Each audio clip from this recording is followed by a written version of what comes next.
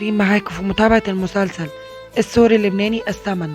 بس قبل ما ابدأ معاكم الحلقة ما تنسوش تعملوا لايك، سبسكرايب او اشتراك في القناة لو مش مشتركين. يلا بينا نشوف الاحداث الجديدة. ما شفنا الحلقة اللي فاتت، زين قال لكرم الست اللي انا نمت معاها في الاوتيل واديتها فلوس كانت سارة. فهمت يا كرم انا كنت عايزة اقول ايه؟ كرم قال له كل ده علشان عملية ابنها. انا ما كنتش اعرف انها متجوزة يا كرم وعندها ابن. وتعرف هي سامحتني ليه؟ سامحتني علشان بتحبني. قال له انت فرحان انها سامحتك وانها مش شايفة نظرة الذل في عينيك ليها؟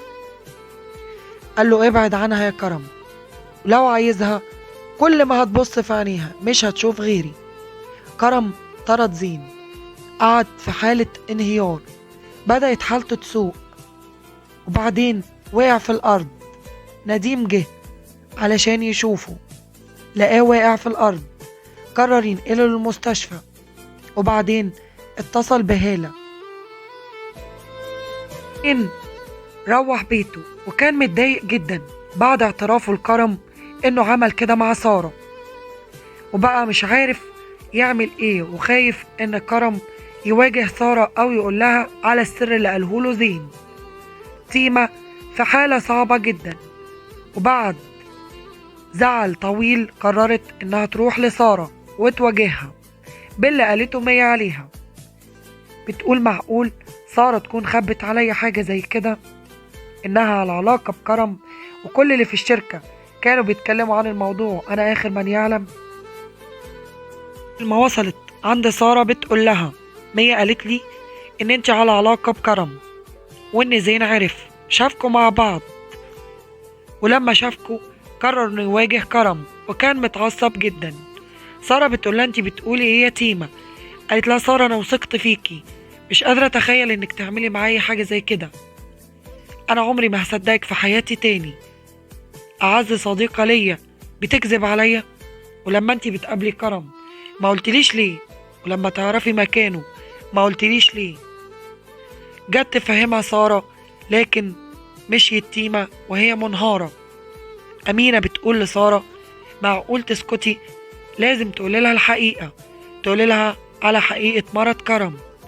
قالت لها ما ينفعش يا أمينة، أنا وعدت كرم إن أنا ما أقولش لأي حد على موضوع مرضه، وده السبب اللي خلاه وافق إنه يتعالج. مهما يكن أنا ما أقدرش أقول. طبعا إبراهيم محبوس على ذمة القضية.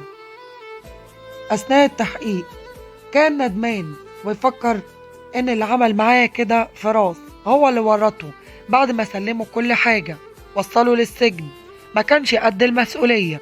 نادية خايفة جدا على إبراهيم وحالته الصحية بتسوء، قررت تتصل بسارة وتحكي لها كل اللي حصل.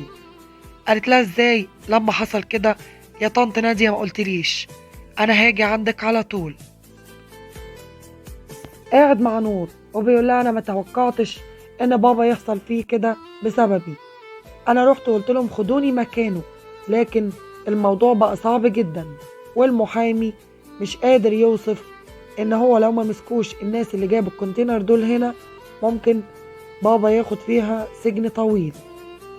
فجأة نور بتقوله فراس احنا لازم نتحرك. قالها تقصدي ايه؟ قالت له دي فرصتنا، لازم قبل الشرطة ما تصادر كل أملاكنا نكتب حاجة لولادنا من البيوت والأملاك. بصلها فراس وقال لها انت كل اللي شغلك هو الميراث بس يا نور؟ قالت له انا بفكر في مستقبل ولادنا يا فراس. افهم بقى، لو الفلوس اتصادرت احنا ممكن ما نعرفش نعيش تاني، وكل حاجة هتبقى تحت ايد الشرطة.